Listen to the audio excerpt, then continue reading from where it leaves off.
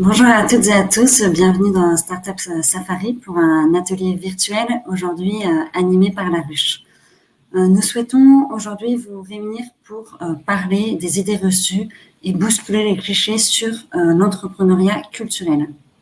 En effet, si vous êtes ici, c'est que vous avez une vision de l'entrepreneuriat culturel qui peut-être crée des freins et nous allons ici en discuter pour voir si on peut changer cette vision et voir changer de l'intérieur l'entrepreneuriat culturel.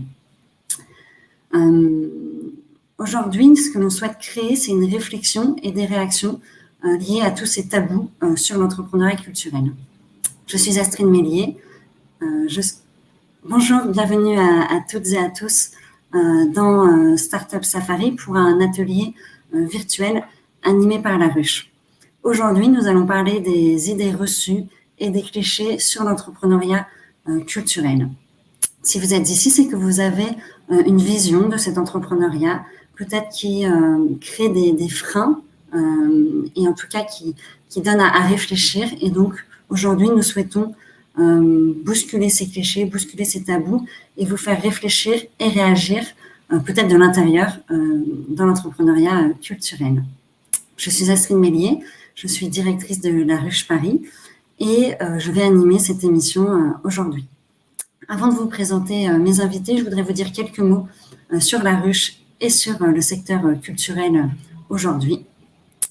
La Ruche, nous existons depuis 2008 et nous sommes un réseau national d'incubateurs qui accompagnent localement des porteurs de projets qui souhaitent développer de façon pérenne et responsable leur activité. Nous sommes connus pour accompagner principalement des entrepreneurs sociaux et des personnes éloignées de l'emploi et ou de l'entrepreneuriat. Pour moi, l'entrepreneur culturel, c'est un petit peu un entrepreneur social parce qu'il a un impact sur la société, mais c'est aussi, malheureusement non, une personne sous-représentée dans l'entrepreneuriat. En effet, les entrepreneurs culturels n'ont pas forcément toujours eu les outils, le réseau, les moyens pour réussir facilement leur aventure entrepreneuriale. Et nous, à La Ruche, on développe toujours des programmes adaptés aux besoins des personnes justement sous-représentées dans l'entrepreneuriat, parce que l'on souhaite que toutes les personnes qui souhaitent entreprendre puissent avoir les moyens de le faire. Et donc, depuis 8 éditions déjà, on a un partenariat avec nos Media Lab 93 qui nous permet d'accompagner des jeunes créatifs urbains, principalement dans les médias. Mais on s'est rendu compte, au travers de l'ensemble de nos programmes d'accompagnement, qu'on avait énormément et de plus en plus de candidatures, de porteurs de projets qui souhaitent développer leur activité dans les industries culturelles et créatives. En 2020, sur 675 candidatures, on avait plus de 16% de projets dans la culture. Que dire de plus sur le secteur culturel aujourd'hui? Alors, nous n'avons pas encore de chiffres sur l'impact de la crise sanitaire et économique sur les secteurs, mais je pense que l'on peut dire, sans se tromper, que c'est un des secteurs les plus impactés, les plus durement touchés. En effet, tous les lieux culturels sont fermés, tous les lieux de spectacle vivants, en tout cas, au moins, sont fermés, et c'est une économie dans laquelle le télétravail est très compliqué et très rare. Autre problème, toutes les commandes qui avaient été faites pour des projets, des programmations pour les années 2019 et 2020 sont repoussées à 2022-2023, pardon. Et donc, il va y avoir vraiment très peu de commandes à venir pour les musées, pour les cinémas, etc., pour les prochaines années. Et donc, il va falloir plus que jamais innover. La programmation classique ne devrait pas suffire. Et on va pouvoir se poser aussi la question de est-ce que l'entrepreneuriat culturel est une réponse à ce besoin d'innovation.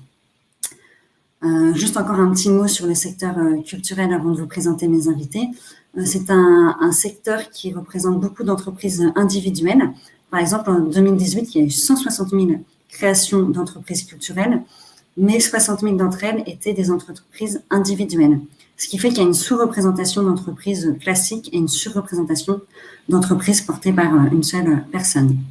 Néanmoins, il y a un très fort taux de pérennité de ces entreprises. À 44% d'entre elles sont encore en vie 5 ans après leur création, ce qui fait que c'est le 3e secteur en France qui a le taux de pérennité le plus fort.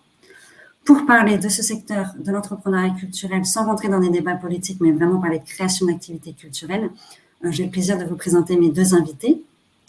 Tristan Desplechin, qui est cofondateur de Cinecittà et qui est un entrepreneur culturel, et Olivier Pascal, qui est cofondateur de la FAC, qui accompagne des entrepreneurs culturels. Est-ce que Tristan, tu peux te présenter, s'il te plaît? Oui, bien sûr. Bonjour Astrid, bonjour Olivier, ravi d'être là. Du coup, pour vous expliquer un petit peu moi mon parcours, donc moi je viens pas des industries culturelles justement. À la base je suis ingénieur en chimie, donc un petit peu loin de tout ça. Et j'ai travaillé ensuite assez longtemps dans des départements innovation de grands groupes, notamment chez Orange dans un premier temps en France et au Royaume-Uni. Et ensuite j'avais appuyer une démarche d'entrepreneuriat justement. On avait récupéré à l'époque la filiale digitale d'Orange pour lancer une agence de design de service. Donc j'avais une petite expérience de l'entrepreneuriat, mais c'était pas moi qui étais aux manettes. J'étais plutôt dans un poste d'équipe. Et du coup, depuis un an, j'ai lancé Cinecittà. Donc Cinecittà, ce qu'on fait, c'est qu'on récupère des bâtiments vacants dans les villes pour y recréer l'expérience de monde et de monde cinématographique avec des dispositifs du coup qui s'appuient donc un peu au carrefour de plusieurs disciplines artistiques et culturelles justement, parce qu'on s'appuie sur le spectacle vivant, sur le cinéma bien sûr, et puis aussi sur l'apport des nouvelles technologies dans l'expérience du visiteur. Voilà. Merci. Olivier? Bonjour Astrid, bonjour Tristan, bonjour à tous et à toutes. Je suis Olivier Pascal, je suis cofondateur de la FAC. Alors moi non plus, je ne suis pas du sérail du monde de la culture, dans le sens où je ne suis pas un créatif. En revanche, j'ai travaillé, l'ensemble de ma carrière professionnelle a été faite dans le monde des médias, de l'audiovisuel et des industries créatives au sens large. J'étais notamment consultant pendant 15 ans dans un cabinet anglo-saxon et je conseillais des gouvernements et des banques d'affaires dans leur stratégie et leurs investissements dans l'audiovisuel, le cinéma, notamment beaucoup dans les pays en développement et l'Afrique. Et c'est ce qui a fait le lien avec la FAC, qui est donc une plateforme digitale de formation et d'accompagnement dans les métiers des industries créatives, à destination des pays en développement ou dans l'économie sociale et solidaire. Et c'est une entreprise que j'ai cofondée il y a 4 ans et qui a notamment été incubée à La Ruche. Et c'est comme ça qu'on s'est connus, Astrid. Et aujourd'hui, on est en train de développer justement des programmes d'accompagnement à l'entrepreneuriat culturel. Je pense que ça fait tout à fait le lien avec la table ronde d'aujourd'hui. Merci beaucoup à tous les deux. Alors, on va rentrer dans le vif du sujet et je vais commencer par un cliché, mais qui est aussi, je pense, un fort tabou dans la culture. Est-ce que faire du business dans la culture, ce n'est pas éthique? Tu veux te lancer, Tristan? Ouais, allez, je me lance. C'est une bonne question. Ça se pose la question de ce qui est éthique ou pas. Moi, j'ai l'impression, en tout cas, les retours que j'en ai, et c'est vrai qu'en ayant travaillé dans le monde de l'entreprise avant, parce qu'il me paraît que ce qui me paraît comme éthique à partir du moment où on emploie des personnes, c'est le fait qu'ils soient bien rémunérés, qu'ils aient de bonnes conditions de travail par rapport au travail qu'ils fournissent, à la qualité du travail fourni.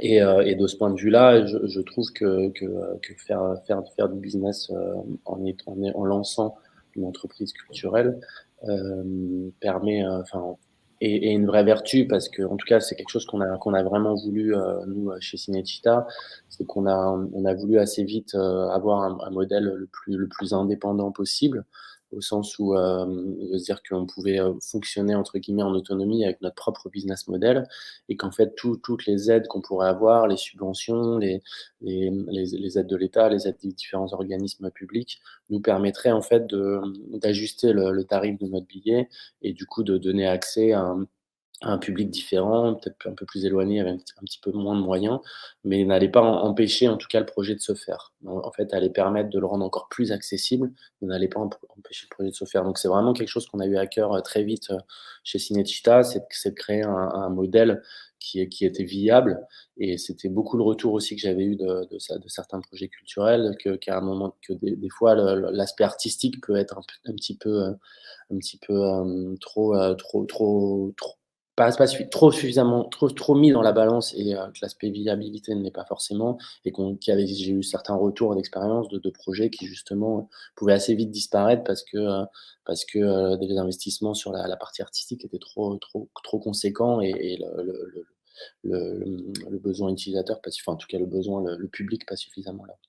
Donc c'est vraiment quelque chose qu'on a eu à cœur nous de notre côté, et du coup, ce qu'on trouve pour le coup un très bon écho au niveau des professionnels, parce que, on ils considèrent justement que voilà, on est très attentif aux conditions de paiement, à leur statut, à la façon dont on va les rémunérer. Donc de ce point de vue-là, je considère que c'est plutôt, cohérent et compatible, de faire de la culture tout en étant un business.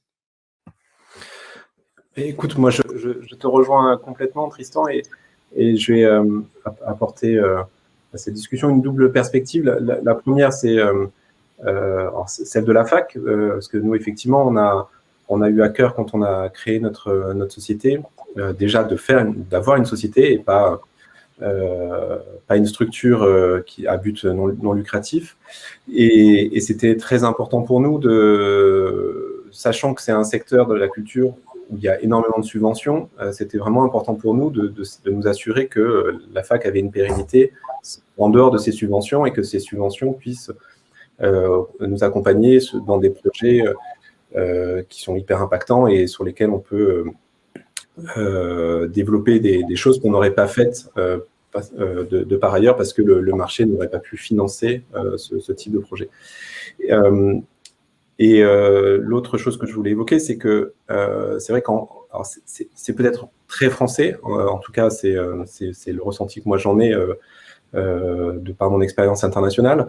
Il y a un vrai tabou en France au niveau de l'argent, et c'est encore plus vrai dans le monde de la culture. Et je pense que c'est hyper important pour les personnes qui nous écoutent, s'il y a des gens qui veulent entreprendre dans ce secteur, de vraiment conscientiser le fait que dans la culture, c'est important de voir son projet comme une entreprise, alors plus ou moins grande, hein, ça peut être une entreprise unipersonnelle, et très souvent, quand on en discute avec le CNC, ou donc qui finance le cinéma, ou des organismes qui financent la littérature et autres, ils nous disent que ce qui est vraiment important dans vos programmes, c'est que vous arriviez à faire en sorte que les entrepreneurs, les créateurs sachent monétiser leur talent créatif. Et effectivement, on le voit dans la culture, il y a énormément de talents en France, en Afrique, aux États-Unis, dans les différents pays dans lesquels la fac se développe. Mais souvent, ces créatifs ne sont pas capables de vivre de ce talent.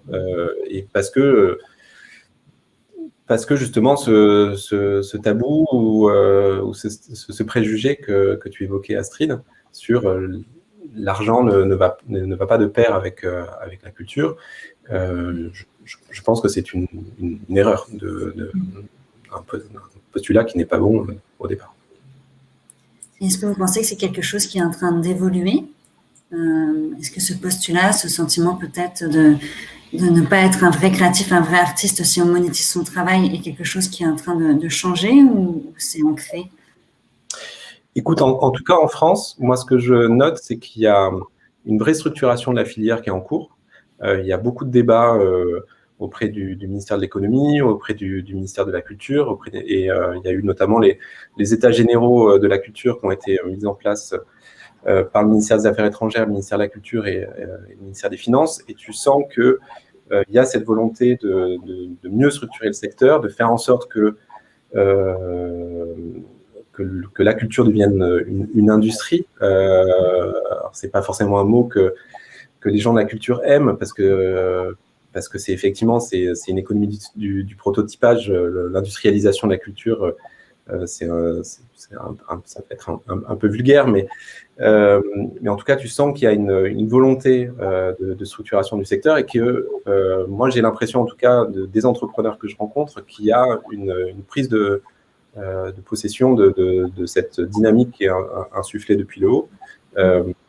Maintenant, voilà, c'est hyper important que au niveau des créatifs et des créateurs, ils se saisissent de cette dynamique pour s'assurer que tout ça se mette en place correctement, et encore plus dans l'époque, tu le disais dans ton introduction, dans l'époque dans laquelle on est, où la culture s'est pris un tsunami absolument énorme, les gens vont devoir se relever, et l'entrepreneuriat est un bon moyen, selon moi, de se relever quand tu vas voir que beaucoup de grosses structures, malheureusement, vont fermer ou ne seront pas en capacité d'embaucher ou de faire des commandes comme tu l'évoquais. Du coup, de créer ses propres ressources financières sera une nécessité, malheureusement, pour beaucoup. Merci. Maintenant, je voudrais vous faire réagir sur un deuxième cliché. Vous allez voir, les clichés sont volontairement assez incisifs et binaires. N'hésitez pas à nuancer ou à me dire ce que vous en pensez. Le deuxième cliché, c'est que la culture, c'est vraiment un milieu d'entre-soi. Il faut avoir fait la bonne école ou venir de la bonne famille pour réussir à avoir un bon poste dans une industrie culturelle ou pour créer son activité culturelle. Qu'est-ce que vous en pensez? Je me lance. Je pense qu'il y a du vrai et du faux. Je pense qu'il y a du faux parce que effectivement, on montre tous les deux, on est en train de lancer des projets en n'étant pas forcément issus de ce milieu. Et pour le coup, je peux prendre l'exemple de Cinecittà où on lance un projet qui est très transverse, du coup, parce qu'on va vraiment toucher à plusieurs disciplines. Et ce qu'on voit, c'est que beaucoup de personnes qu'on implique dans le projet sont justement des profils qui ont des parcours non académiques, qui ont vraiment touché à tout, pluridisciplinaires. Et je trouve qu'il y a déjà beaucoup de silos qui sont en train de se casser entre les différentes disciplines culturelles aussi, où nous, on a des gens qui empruntent au cinéma, à la danse, au théâtre, qui vraiment gravitent entre ces univers. Et ensuite, effectivement, des gens aussi qui ont pas forcément fait des études là-dedans ou qui n'ont pas forcément tout un réseau déjà là-dedans et qui, à un moment donné, ont une envie de s'exprimer, de se lancer là-dedans. Et donc, voilà, moi, j'ai été assez impressionné dans la diversité de profils qu'on a pu rencontrer, de voir vraiment des ponts entre les différents mondes. Après, je pense que Olivier en parlait un petit peu tout à l'heure. Il y a encore, et là, je sais que c'est un peu quelque chose qu'on rencontre, c'est qu'il y a des grandes institutions françaises autour de la culture, et c'est une vraie valeur, parce qu'il y a tout un modèle, Olivier en parlait tout à l'heure, qui a été pensé. Moi, par exemple, j'ai découvert le statut d'intermittent, qui est un statut venant du monde de l'entreprise assez fascinant et qui permet justement ce dont Olivier parlait, c'est une création, de prototypage, de se dire qu'on a un vrai temps qui est quelque chose qu'on valorise énormément d'ailleurs en tant qu'entrepreneur, de dire qu'on a un vrai temps de pouvoir lancer réfléchir à un projet, le créer, et tout en étant en ayant un statut durant cette période-là. Mais c'est vrai que moi, des fois, on est un petit peu confronté encore à des grandes institutions avec un enjeu de comment on rencontre ces institutions, et notamment dans un modèle qui est hybride. Donc, c'est-à-dire qui gravite entre ces différentes disciplines, parce que pour le coup, nous, on va référer autant à des organismes du cinéma comme le CNC, autant à des organismes du théâtre, autant à des organismes de structures d'auteurs. Donc, ce qui fait qu'on a un enjeu de rencontrer. Et là, moi, je vois une vraie valeur dans ce que des structures comme La Ruche peuvent faire, c'est-à-dire et c'est une vraie importance je trouve, pour les entrepreneurs qui nous écoutent, de bien s'entourer et de rejoindre justement des réseaux, des univers où il y a un écosystème fort, et du coup je pense qu'il y a, nous, tous les gens qu'on a pu rencontrer, il n'y a pas de frein et il n'y a pas de blocage au fait qu'on vienne d'un autre univers. C'est plutôt arriver à bien comprendre ces organisations qui sont importantes et complexes et très tentaculaires, pour rencontrer les bonnes personnes et bien comprendre du coup comment faire évoluer son projet et bien positionner. Donc voilà, je pense que c'est plutôt l'enjeu d'être bien entouré et accompagné dans ces réflexions. Alors là encore, je vais rejoindre Tristan. alors peut-être qu'il aurait fallu mettre dans le débat quelqu'un qui était fervent défenseur de ces stéréotypes. Je pense que c'était vrai et qu'à une époque, c'était très compliqué de financer un film ou de faire un disque ou autre, ou de publier un livre si on n'avait pas un réseau assez dense. Après, il y avait bien évidemment toujours des exceptions, heureusement. Quand vous avez un talent, en général, on vous repère. Après, là où je rejoins Tristan, c'est effectivement, c'était un monde de la culture, mais je pense que c'est pareil dans le bâtiment. Enfin, si on vient de la famille Bouygues, ça aide quand on bosse dans le bâtiment. Ce qui est important, c'est que, comme dans n'importe quelle industrie, effectivement, c'est de rentrer dans un réseau, mais pas un réseau de cooptation, mais un réseau qui nous aide à baliser, à identifier le secteur. Tristan évoquait les différents bailleurs. Effectivement, en France, on a la chance, dans le monde de la culture, qu'il y ait énormément de bailleurs sur les différents métiers. Il y en a même certains qui financent l'ensemble des industries créatives. C'est le cas de l'UFSIC, par exemple, qui est l'Institut de financement du cinéma et des industries culturelles, que personnellement, je ne connaissais pas avant d'avoir créé la fac. Et en fait, c'est la banque qui finance les industries créatives en France. Et du coup, nous, dans les programmes d'accompagnement qu'on développe, et là, on en développe donc un sur l'entrepreneuriat culturel, les 2 premiers parcours de cet accompagnement servent justement à identifier comment la chaîne de valeur des industries créatives est structurée, quels sont les différents guichets qu'on peut solliciter pour financer un projet, que ce soit un projet dans le cinéma, dans la littérature, dans la musique, dans le spectacle vivant, ou même un projet digital comme celui de Tristan. Et donc là, on va expliquer aux différents entrepreneurs, en fonction de ton projet, en fonction de ton statut, en fonction de ton entreprise, qui tu dois aller solliciter. Et je suis totalement d'accord que c'est hyper important de rentrer aussi dans un réseau pour se faire soutenir et challenger. Moi, c'est quelque chose, ça fait que 4 ans que je suis entrepreneur et je me rends compte de la valeur ajoutée qu'il y a à rentrer dans ce type de réseau, parce que globalement, quand on est entrepreneur, sinon il y a une solitude qui est extrêmement difficile, et encore plus, c'est très exacerbé avec le Covid et la distanciation, etc. Où je vois, moi j'ai des potes qui n'avaient pas la chance d'être dans ces réseaux-là et qui n'ont pas eu le courage et qui n'ont pas tenu le coup pendant les 18 derniers mois et qui ont fermé leur structure. Et moi, le fait d'avoir été accompagné, d'avoir un soutien, même un lieu déjà pour aller travailler, pour rencontrer du monde, je trouve ça hyper positif et hyper utile. Donc, j'encourage vraiment ceux qui nous écoutent à rentrer dans ce type de réseau.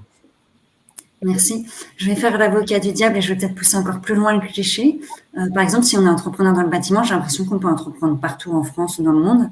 J'ai l'impression que si on veut produire un film, il faut avoir fait la FEMIS, il faut être à Paris, ou alors pour n'importe quel secteur culturel, être plutôt dans les grandes villes et avoir fait les bonnes études.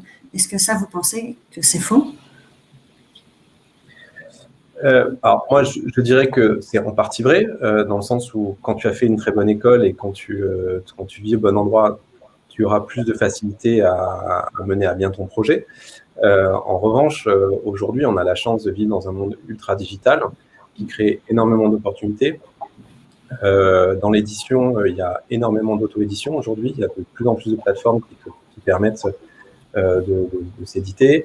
Il y a énormément d'innovation dans le monde culturel aujourd'hui et il y a plein d'opportunités pour créer des entreprises autour du monde culturel. Et moi, je serais ravi que Tristan puisse un peu partager son projet que je connais un tout petit peu de loin.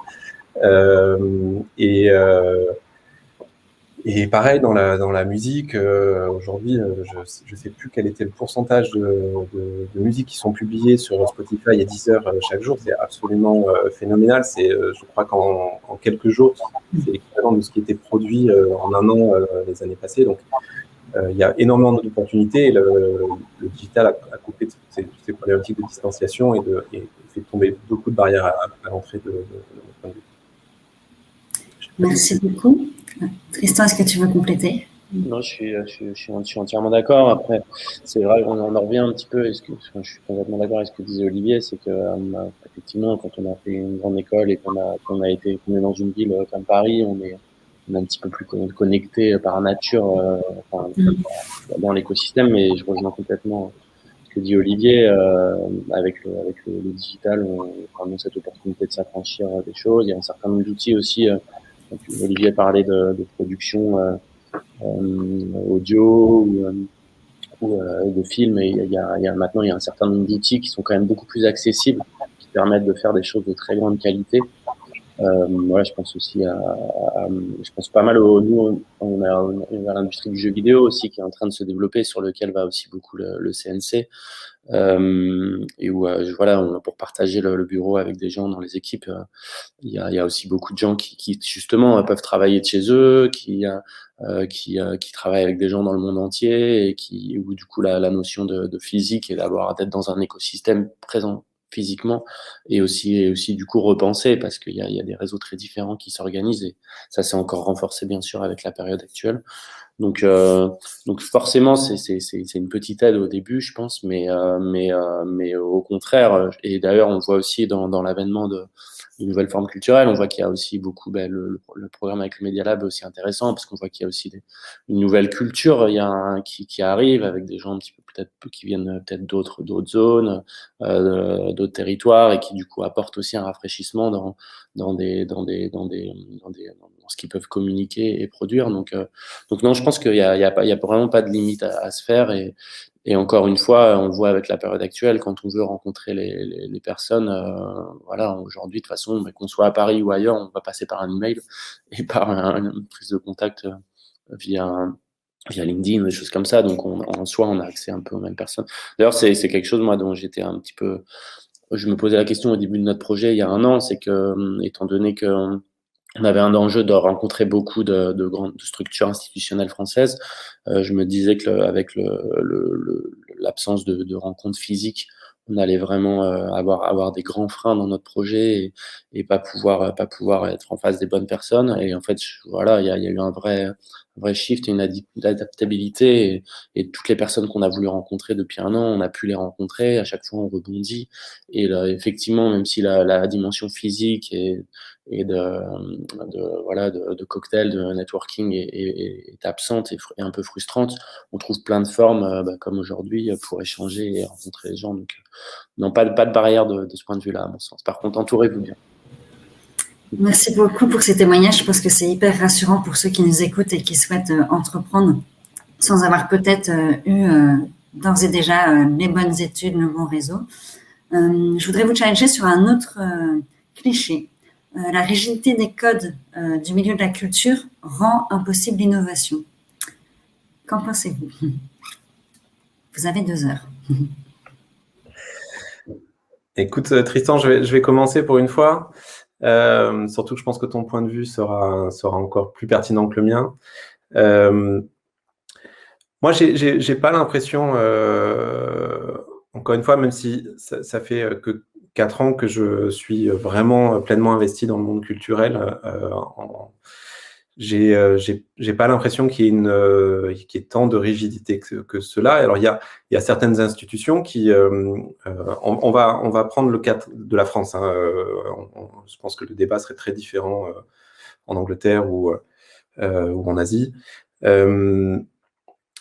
Il y a quelques institutions qui sont, alors je ne sais pas si les rigides c'est le bon mot, mais en tout cas qui sont là depuis des années, des écoles extrêmement prestigieuses qui ont des formats d'apprentissage qui sont prédéfinis et qui utilisent encore les anciens codes.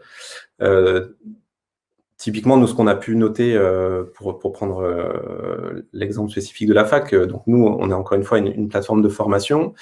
On est là pour disrupter la manière dont les gens se forment, avec principalement du digital. On a développé une application mobile de formation, et on fait ce qu'on appelle du micro-learning. Donc les gens apprennent sur notre plateforme par des formats ultra courts de 1 heure, 1 heure et demie. Là où la plupart des écoles de la culture en France ont des programmes de master qui durent 3 à 5 ans. Donc là, bien évidemment, c'est difficile pour ces écoles d'évoluer et de pivoter très très rapidement, parce que souvent elles n'ont pas beaucoup de moyens, parce que c'est des toutes petites promotions. La FEMIS forme, je crois que c'est une cinquantaine de personnes par an. Donc on peut pas leur demander du jour au lendemain de bousculer tous ces codes. J'ai eu le plaisir de travailler aussi avec l'école du Louvre récemment sur un projet. Ils sont à peine en train de se mettre au digital. Alors après, avec le Covid, bien évidemment, tout le monde a déployé des plateformes, mais le fait de déployer des plateformes ne veut pas dire que tu sais former en digital. C'est juste que la plupart de ces écoles savent aujourd'hui mettre en place des classes virtuelles, et encore sans forcément avoir réfléchi à la pédagogie digitale, parce que mettre des gens face à une caméra, c'est pas faire un cours. Un cours digital, ça se réfléchit très en amont. Donc là-dessus, il y a une certaine rigidité inhérente par rapport à ça, donc pour répondre à ta question. Mais j'ai vraiment l'impression qu'il y a une volonté de modernisation. Encore une fois, l'impact du digital sur la distribution, le financement des œuvres bouscule pas mal de choses. Et je le vois, moi, après maintenant, en tant qu'entrepreneur, il y a beaucoup de projets entrepreneuriaux autour du monde de la culture qui viennent bousculer justement tous ces codes. Et alors, c'est pas simple, parce que ces institutions se battent pour exister, et pour préserver leur financement, pour préserver leur façon d'être et façon de faire. Et puis en plus, la culture française un rayonnement international et signifie quelque chose. Quand tu parles Festival de Cannes, quand tu parles mode, c'est des choses où la France est reconnue dans le monde entier pour ça. Donc, tu n'as pas envie non plus de tout chambouler du jour au lendemain. Mais pour synthétiser ma réponse, il y a certaines rigidités, mais tu sens qu'il y a une envie de bousculer tous ces codes, et notamment de la jeune génération. Et j'ai l'impression, de mon point de vue, et je ne sais pas ce que tu en penses, Tristan, qu'il y a des vraies opportunités pour cela. Je rejoins ce que Olivier dit. Je pense qu'il y a un point qui est pas évident pour nous, c'est si je parle vraiment de nous, donc je rejoins sur le principe vraiment tout ce qu'a dit Olivier sur le côté qu'il y a des institutions historiques fortes et qui effectivement contribuent au rayonnement de la culture française, et je dirais qu'il y a, je vais utiliser le terme peut-être traditionnalisme, qui est un terme que je vois vraiment de façon positive, parce que il y a une vraie volonté aussi de valoriser une culture historique française et de la conserver et de la mettre en avant, et de s'inscrire en lien avec tout ça, donc qui est une vraie vertu, je pense. Je pense qu'il y a effectivement comme le disait Olivier, une volonté d'évoluer et de changement, et notamment via la digitalisation. Un des enjeux que nous on a dans notre projet, encore une fois, c'est qu'étant donné qu'on a un projet très hybride, une des difficultés, c'est que du coup, on peut parler le langage de plein d'institutions, mais en même temps, on parle le langage d'aucune institution spécifique. Parce qu'on va faire du cinéma avec une projection, mais en même temps, on a 2 heures de spectacle vivant avant, donc on fait aussi du théâtre, et qui plus est du théâtre immersif, qui est une nouvelle forme de théâtre. On va insérer des nouvelles technologies là-dedans, avec une pré-expérience digitale, une post-expérience digitale, et aussi des technologies un petit peu comme à l'atelier des Lumières. Donc, on emprunte un peu au code de plein de disciplines, qui vont de choses très loisirs, type escape game, à des choses beaucoup plus traditionnelles et culturelles, comme du théâtre, du spectacle vivant. Donc, nous, une des difficultés qu'on peut rencontrer, c'est d'avoir le bon discours, et surtout de ne pas enfermer notre projet dans une case qui n'est pas celle qu'on voudrait.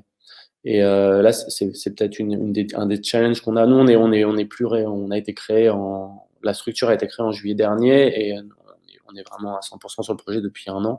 Donc on est plus jeune que la fac. Et c'est vrai que dans cette période, pour le coup, je reviens un petit peu sur ce que je disais sur l'aspect digital permet de rencontrer les bonnes personnes, mais c'est forcément c'est plus facile forcément à la fin d'un cocktail d'aller voir quelqu'un et d'avoir un échange avec lui que de l'envoyer envoyer un mail. Des fois, il faut qu'on passe par les bonnes personnes pour être introduit.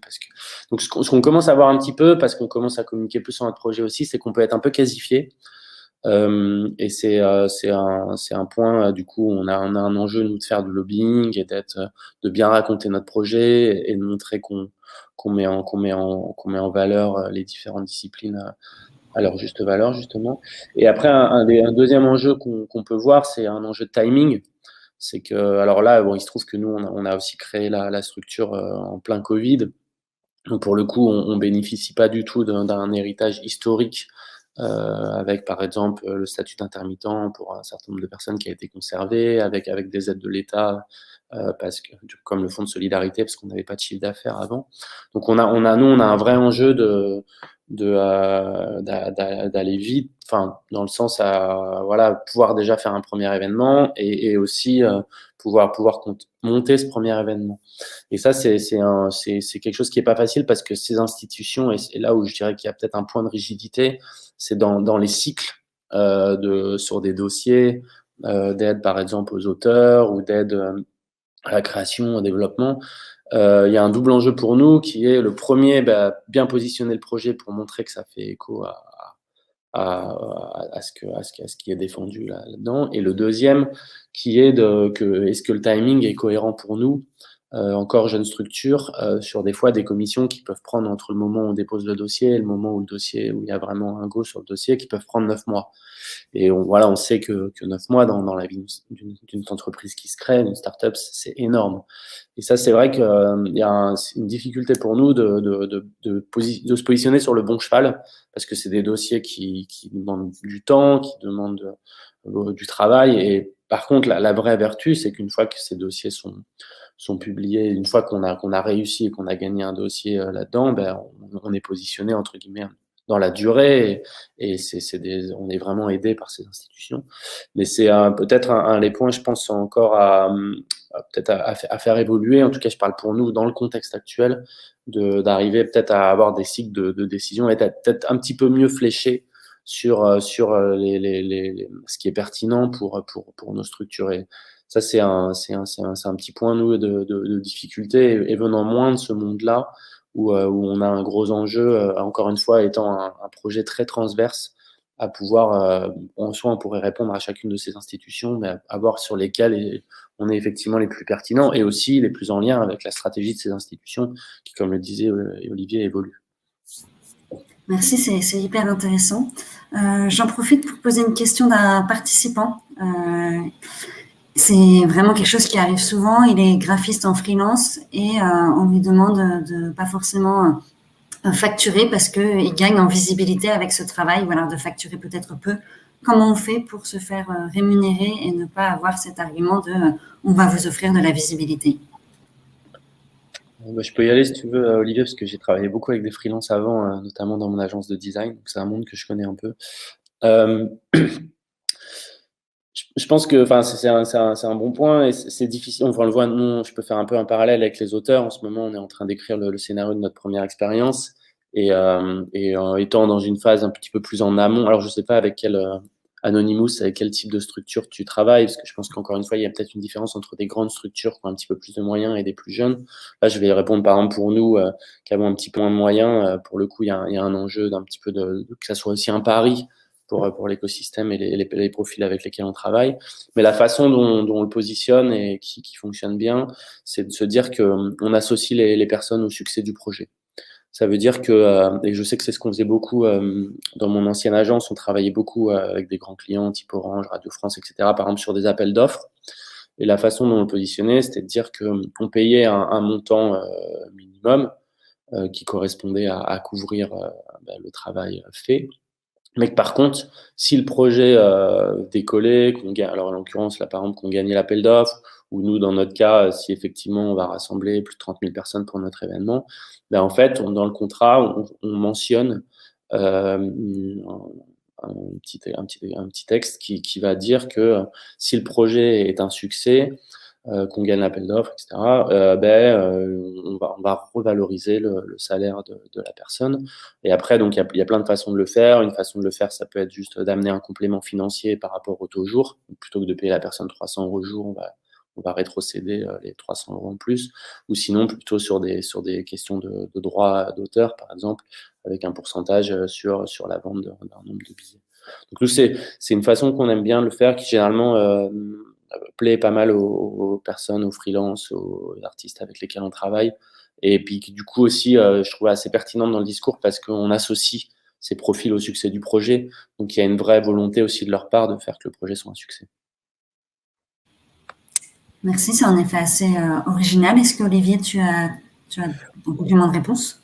Oui, moi, ce que j'allais dire souvent, ce que j'ai pu voir en étant de l'autre côté de la barrière, donc ce qui est assez utile dans ce genre de négo, parce que la question aussi était comment entamer le dialogue. Ce qui peut être assez utile pour quelqu'un en freelance, c'est de dire à son client, si tu passais par une agence type Publicis ou autre, j'en sais rien, voilà combien ça te coûterait. Et donc le montant serait relativement significatif, parce que ce type de structure ne commence pas un projet à moins de, j'en sais rien, 5 ou 6 000 €. Et si tu passes avec moi, ça te coûtera beaucoup moins. Et si tu le fais en interne, ça te coûtera forcément souvent plus, parce que il faudrait que tu embauches quelqu'un que tu n'as pas forcément les compétences en face dans ta structure pour faire ce travail.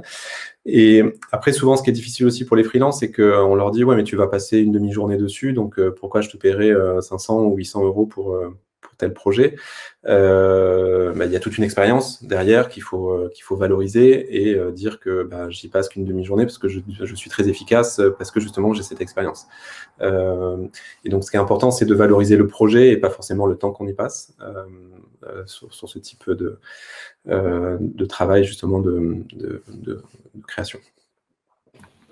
Merci. On a une autre question. Êtes-vous plutôt positif quant à l'avenir dans le domaine culturel malgré la situation sanitaire actuelle? Alors, de mon côté complètement, ce qui a été un des choix majeurs de travailler dans ce secteur, c'est que comme la plupart des gens qui travaillent dans la culture, c'est un monde de passionnés. Donc les gens vibrent pour le métier dans lequel ils sont, ce qui apporte beaucoup plus de résilience et qui fait que on se bat tous les jours. Et après, c'est aussi, malheureusement, on connaît quelques success stories dans la culture, mais il y a aussi beaucoup de gens, Tristan évoquait tout à l'heure les intermittents du spectacle, il y a beaucoup de gens qui galèrent globalement dans la culture. Donc, malheureusement, on a l'habitude de galérer, donc je pense que ça va aider à se relever et aller de l'avant. Merci. Pour revenir au cliché, on en a déjà un petit peu parlé, mais il y a quand même un cliché qui reste, c'est de se dire que souvent, quand même, les domaines dans la culture sont très silotés et qu'il est très difficile de communiquer entre les différents secteurs, que par exemple, il est très compliqué de faire des partenariats entre édition et musique et mode. Qu'est-ce que vous en pensez? Je suis d'accord et pas d'accord. Je pense que je suis pas d'accord parce que il y a une vraie, je pense qu'il y a j'ai l'impression en tout cas qu'il y a une vraie volonté du public déjà qui a un intérêt fort, et qu'en fait cette notion de silo déjà pour le public n'a pas vraiment. Enfin, il y a bien sûr des puristes de formes comme l'opéra, comme le théâtre, etc. Mais qu'en tout cas il y a une vraie volonté du public de mixer et un intérêt de dialogue entre ces différentes disciplines. Et aussi, moi je le vois de la profession. Voilà, nous on a vraiment, là par exemple hier on était en train de faire le lancement et un peu le kick-off avec toute l'équipe créative qu'on va mobiliser pour notre événement de fin d'année. Et ce qui était génial, c'est qu'il y avait des scénaristes qui arrivaient du monde du cinéma, il y avait des maquilleurs qui avaient travaillé à l'opéra, il y avait des scénographes qui ont travaillé sur des expositions, donc vraiment des gens de profils très différents et hyper curieux en fait de travailler entre eux et vraiment avec un vrai intérêt déjà dans leur carrière d'avoir passé d'un monde à l'autre et aussi dans ce projet de toucher à plusieurs disciplines. Après, la partie où je suis un petit peu d'accord, je pense que c'est sur la partie plus institutionnelle, comme j'en parlais tout à l'heure, où je pense que, et je le vois vraiment comme une vraie vertu, qu'il y ait des institutions fortes sur chacune des disciplines, parce que il y a déjà des spécificités par rapport à qu'est-ce que c'est une embauche, qu'est-ce que c'est un projet, qu'est-ce que c'est l'écosystème autour de ça. Et puis il y a aussi forcément, et c'est vraiment une vraie vertu aussi, je pense, défendre aussi des courants, leur expression et les valoriser, et au sens à la fois historique du terme, avec la chance que la France soit un pays culturel avec une culture très forte, et aussi de faire perdurer ces formes dans le temps. Donc c'est là où je pense qu'il y a en tout cas pour moi, Tristan, dans cette découverte du monde culturel, je pense que c'est un point qui est pas évident. C'est effectivement de bien comprendre comment on peut comment travailler avec ces gens-là, qu'est-ce qui valorise dans mon projet ou pas. D'ailleurs, ça c'est aussi un point super important, c'est de bien comprendre. Enfin, il y a rien qui me frustre plus que de ne pas pouvoir échanger pour comprendre pourquoi mon projet peut poser problème ou gêner. Et ça, je trouve que c'est quelque chose qui effectivement peut être pas évident pour quelqu'un qui arrive dans ces univers. C'est de bien comprendre en fait les différents enjeux et les bonnes personnes à rencontrer et qui surtout ont une envie de faire évoluer et de créer peut-être un petit peu plus de transversalité. Voilà. Alors c'est une bonne question et du coup j'ai profité du temps de réponse de Tristan pour essayer d'y apporter un des éléments de réponse. Et c'est un avis très personnel aussi, hein, donc je vais peut-être dire des choses qui sont pas forcément alignées avec tout le monde. En fait, ce qui est important, c'est que sous le terme culture, il y a énormément de choses. On a évoqué là un peu l'édition, on a parlé cinéma, on a parlé musique, on a évoqué ces termes en tout cas, mais il y a énormément de métiers en dessous du terme industrie culturelle et créative. Alors moi, je dirais qu'il y a des passerelles entre ces différents métiers, mais pour ma part, c'est plus ou moins sain qu'il y ait quand même aussi ce côté un peu silo. Parce que, en fait, je me suis rendu compte, ce que je ne savais pas, c'est que pour reprendre l'exemple du maquilleur dans le théâtre, tu maquilles pas du tout de la même manière quelqu'un au théâtre que quelqu'un au cinéma, que quelqu'un à la télévision, en fonction de la lumière, en fonction des caméras, en fonction des éclairages, ou de ce que tu veux faire passer comme message. Et du coup, tu t'improvises pas du tout maquilleuse cinéma. Si tu es maquilleuse chez MAC, et ça s'apprend. Et donc, du coup, ça me paraît un peu logique qu'il y ait ce silo parce que chacun des arts ou chacune des industries culturelles a ses spécificités, a ses codes. Et il faut les apprendre, il faut les connaître. Et alors donc, même s'il y a des passerelles entre, par exemple, l'édition et le cinéma, parce qu'en ce moment, il y a beaucoup d'adaptations de romans au cinéma, donc il y a cette passerelle entre ces deux mondes. Je pense qu'il y a ces silos, mais je pense qu'ils sont sains, parce que, encore une fois, chacun de ces métiers, la culture est tellement vaste que chacun de ces métiers est très spécifique. Chacun des bailleurs de chacune des industries est spécifique, même si, encore une fois, il y en a qui sont très plus horizontaux, comme l'IFSIC. Donc voilà, donc juste pour apporter ma pierre à cette discussion, je pense que il y a des silos et je pense qu'ils sont sains et qu'il faut les conserver. Merci, c'est hyper intéressant. Je voulais vous challenger aussi sur un autre sujet qui nous tient beaucoup à cœur à La Ruche, c'est la place des femmes. La culture ou le secteur culturel a l'air d'être principalement dirigé par des hommes et n'offre pas beaucoup de place de choix aux femmes. Qu'est-ce que vous en pensez ? Écoute, moi, là-dessus, je vais partir plutôt du constat du cinéma, qui est un des secteurs où ce sujet est très souvent abordé. Il y a beaucoup de discussions, beaucoup de femmes qui se sont emparées du sujet. Je pense notamment à Laurence Lascari, qui est une femme que j'admire beaucoup pour tout ce qu'elle fait pour la place des femmes dans le monde de la culture, et qui milite justement pour la parité. Il y a beaucoup de rapports du CNC là-dessus, où tu vois que, effectivement, historiquement, les femmes sont cantonnées au rôle de maquilleuse ou de script, et qu'il y en a très peu à la réalisation ou au poste clé, ou au poste les chefs, comme on appelle ça. Donc il y a chef opérateur, chef machinot, etc. Donc je pense que c'est une réalité. Alors c'est une réalité qui est malheureusement vraie dans d'autres domaines, mais c'est vrai que dans certains domaines de la culture, les femmes sont clairement sous-représentées. Alors peut-être dans d'autres, elles le sont davantage. Typiquement dans l'édition, peut-être, je sais pas, mais j'enfonce justement peut-être des stéréotypes là-dessus. Et je pense que typiquement, nous, dans la formation, c'est vraiment des choses au sein de la fac sur lesquelles on veut vraiment apporter notre contribution.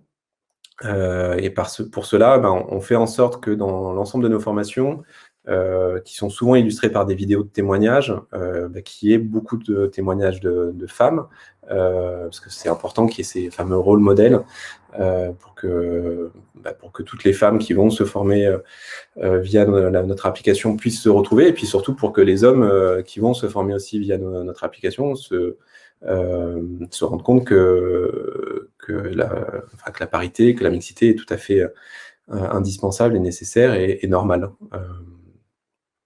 Voilà. Merci. Est-ce que Tristan, tu vas ajouter quelque chose? Oui, mais après, pareil, un petit peu, enfin, pour le coup, un peu plus un avis personnel, et dans ce que je rencontre, que encore une fois, étant un petit peu plus nouveau dans ce secteur, je connais un petit peu moins, enfin, j'ai pas forcément tous les chiffres en tête, et au-delà de ce qu'a dit Olivier, effectivement, des choses que j'ai pu suivre aussi, notamment l'année dernière pendant les Césars, et effectivement de voir d'un regard extérieur qui semble y avoir un problème de fond. Nous, plus par rapport au projet, je sais que que ça soit dans les incubateurs où on est, et aussi dans les profils qu'on a dans l'équipe, c'est pour le coup très équilibré. Si je parle un petit peu plus de l'entrepreneuriat, et je pense que ça soit pas forcément spécifique à la culture, mais c'est vrai que je peux en voir qu'il y a plus de barrières qui sont mises par les femmes, et sur l'aspect, il se trouve que nous, on est dans un parcours de la ruche, notamment en parallèle, qui s'appelle les Audacieuses, et qui du coup justement valorise l'entrepreneuriat féminin, et je trouve que c'est une très bonne chose que des parcours comme ça existent, parce que effectivement, je me rends compte qu'il y a plein de questions que je me pose pas moi en tant que créateur d'entreprise, que des femmes se posent, et justement j'essaye à travers de ces parcours de démystifier, enfin de casser des blocages qui effectivement me paraissent illégitimes. Et après nous, en tout cas dans les profils avec lesquels on est en contact, que ça soit dans les institutions ou ou des profils qu'on fait travailler, je trouve jusqu'à présent pour le coup que c'est très égalitaire. Alors après, on parle pas forcément à toutes les directions, et j'ai un petit peu moins de visibilité là-dessus. Et après, par contre, si je parle un peu plus du cinéma, moi ce qui m'avait beaucoup intéressé, c'était toute la réflexion autour du female gaze, enfin, comment on filme justement, comment les femmes sont valorisées dans le cinéma. Et j'ai plus le chiffre exact, mais effectivement, je crois que si on prend quasiment tous les films de l'histoire, si on regarde, je sais plus quelles sont les 3 questions, mais il y a une question qui est: est-ce qu'une femme a un rôle principal? Est-ce que 2 femmes parlent d'autre chose que d'un homme plus de 10 minutes dans le film? Et est-ce qu'une femme je sais plus, enfin, fait des choses un peu marquantes dans le film qui ont un impact sur l'histoire? On se rend compte qu'il y a, je sais plus, c'est genre 1% des films qui répondent non à ces 3 questions, qui est assez hallucinant.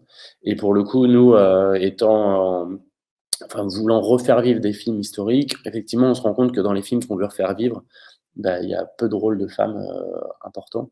Alors, il se trouve que le film qu'on va faire à la fin de l'année, pour le coup, a été assez précurseur, je peux pas le dire malheureusement, mais a un rôle féminin très fort, qui d'ailleurs revient beaucoup sur le devant de la scène avec les mouvements féministes. Mais c'est vrai qu'on s'est rendu compte typiquement dans le casting que il y a 3 fois plus d'hommes que de femmes. Donc là, c'est par exemple c'est des rééquilibrages qu'on fait et on a créé des personnages féminins pour l'histoire pour avoir le même ratio. Donc ouais, moi la façon, en tout cas à mon niveau, je le vois plus que je me rends compte effectivement que certaines femmes se mettent des barrières, et qu'il y a un besoin que des femmes influentes prennent la parole et qui ont des rôles clés, valorisent leur parcours et le mettent en avant pour le porter et pour qu'il y ait d'autres personnes se sentent légitimes. Après, moi, il se trouve que moi, je suis papa depuis pas longtemps et un des points pour le coup que je vois et que je vis, c'est la question de la maternité où je trouve que, à la fois dans l'entrepreneuriat et à la fois dans le monde, de l'entreprise, il y a encore une vraie complexité, une vraie difficulté à ma copine a eu des problèmes justement au moment enfin, c'est pas été facile son retour au travail. Donc je trouve que pour le coup, là-dessus, il y a un vrai c'est une petite digression, mais pour moi qui est quand même assez lié aussi dans cette volonté de prise de responsabilité, de créer sa structure, d'évoluer et je trouve qu'il y a beaucoup de travail à faire là-dessus, pour le coup et même pour nous en tant que chef d'entreprise qu'on soit mieux accompagnés là-dessus, que voilà, je trouve que c'est un sujet qui, pour le coup, et qui, à mon avis, peut être un frein à un moment donné dans une carrière professionnelle, vraiment de faciliter le retour au travail d'une jeune maman pour qu'il n'y ait pas de frein dans sa carrière. Non, et je pense que... Non, excuse-moi, Astrid. Le monde de la culture a encore plus un rôle à jouer que les autres parce que c'est un outil de soft power absolument formidable. Par les livres, par les films, par la musique, tu peux faire passer des messages hyper forts. Et donc, dans un monde qui a besoin de changements à la fois écologiques, sur la parité, sur la mixité, sur énormément de choses, c'est par les films, par les œuvres créatives que tu peux vraiment faire passer tous ces messages. Et donc, le monde de la culture se doit encore plus que les autres d'être lui-même représentatif de ces messages que beaucoup veulent faire passer. Sinon, ça serait un peu schizophrénique.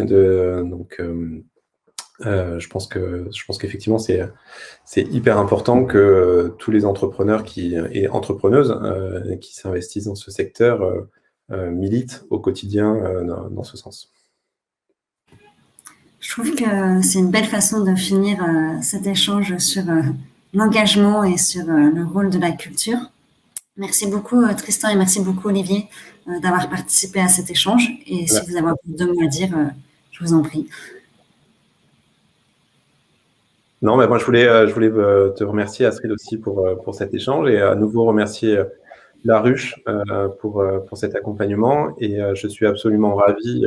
Je vais faire je sais pas si on peut se le permettre Astrid, mais on a démarré ensemble il y a quelques mois un programme, je l'évoquais tout à l'heure, sur l'entrepreneuriat culturel et donc avec un objectif de lancer ce programme d'ici septembre. On a obtenu le soutien du ministère de la Culture et on est en train d'obtenir le soutien d'autres bailleurs pour finaliser ce programme et je suis absolument ravi.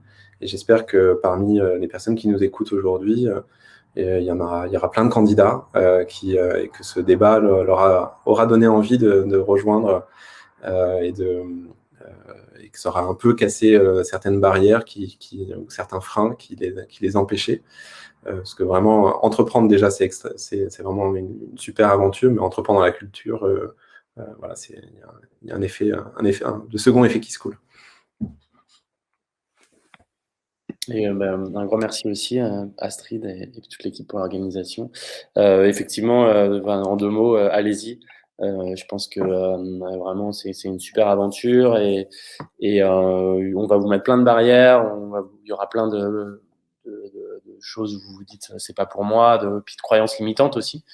Et en fait, si vous êtes bien accompagné et que vous foncez, vous allez pouvoir les contourner. Donc vraiment allez-y et puis à disposition si vous voulez échanger aussi pour vous donner de l'énergie et vous aider à croire en vous. Donc n'hésitez pas, on a eu la chance d'être très bien entouré et accompagné. Donc, si on peut rendre à la communauté tout ce qu'on a appris et toutes les portes que ça nous a aidé à franchir, n'hésitez vraiment pas à nous contacter. Merci beaucoup et merci à tous ceux qui nous ont écoutés. Bonne journée. Merci, très bonne journée.